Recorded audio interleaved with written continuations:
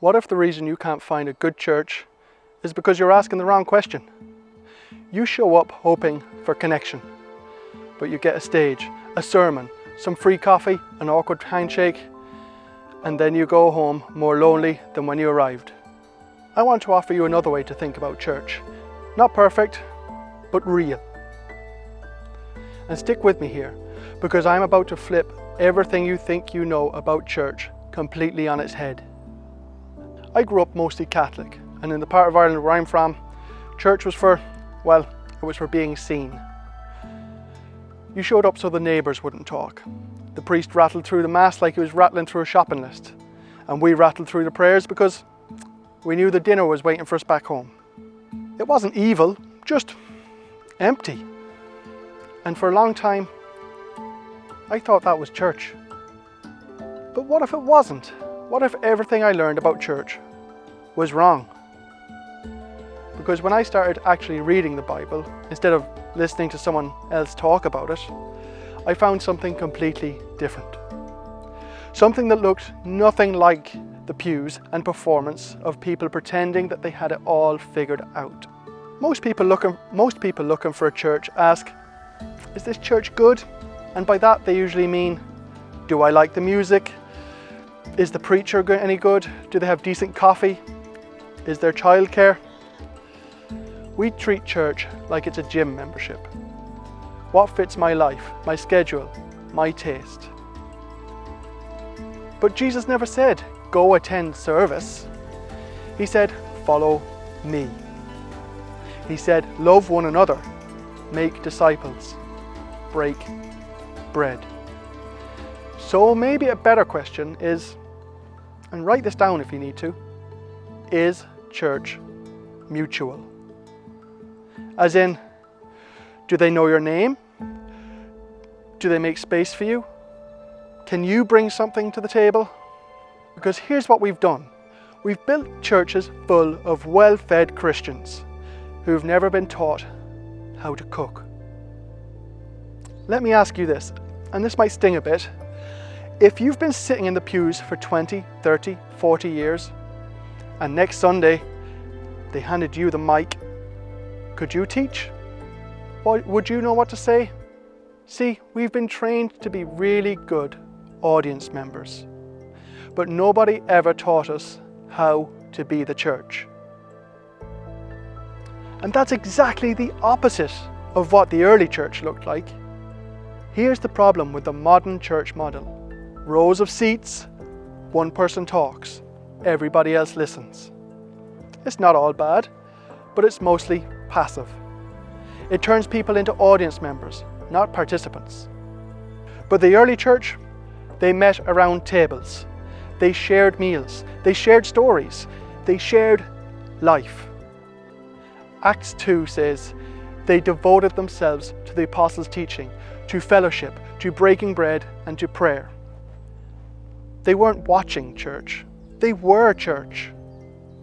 Picture this, you walk into a room where people actually know your name, where someone asks how your week really went, and actually waits for the answer. Where when you share something God's been teaching you, people lean in instead of checking their phones. Where you don't just sing and talk about community, you actually experience it. 1 Corinthians 14 says, when we come together, each of you has a hymn or a word of instruction, a revelation, a tongue, or an interpretation. Each of you. Not just the priest, not just the pastor. Each of you. Church was never meant to be a show. It was a shared meal, a shared experience, and everyone brought something. That's why church is called the body of Christ. Every part matters, including you. And if you're thinking, but I'm not ordained, I'm not trained, I'm not a priest, I'm not a pastor, I don't have a theology degree, here's the beautiful twist that changes everything. 1 Peter says, you are a chosen people, a royal priesthood. Revelation 1 says, he has made us to be priests. That's not poetry, that's theology. You don't need permission. You are a priest.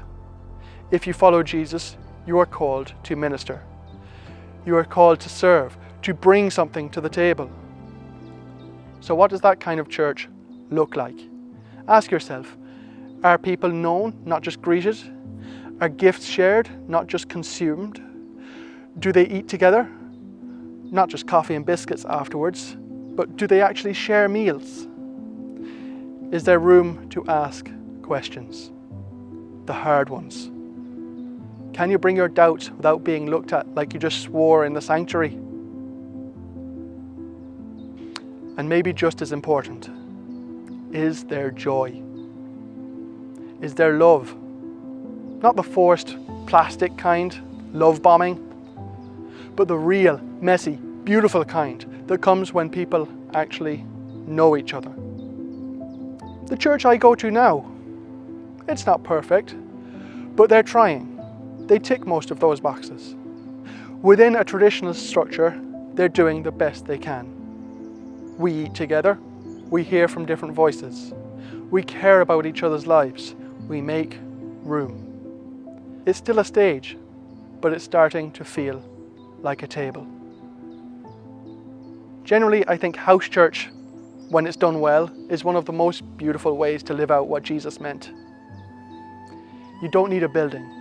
You need a kettle, a Bible, and a bit of a hunger for real community.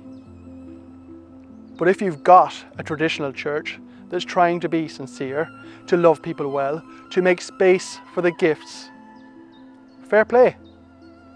Don't hold out for perfect. Start where you are. So stop looking for a stage. Stop looking for lights. Start looking for a table. And if you can't find one, maybe it's your turn to set one. And listen, if you're wondering about this priesthood thing, and even if we need priests at all, I'll be diving deeper into that in an upcoming video, because what I have to say about that might really change your spiritual life. If this video resonated with you, like the video, subscribe, share it with someone who needs to hear it. Or if you want to support this kind of content, there's a Patreon link below in the description. But more than clicks or coins, I hope this helped. Church isn't something you go to, it's something you become. It's time to stop being audience and start being church. My name's Jacob, and this might be church.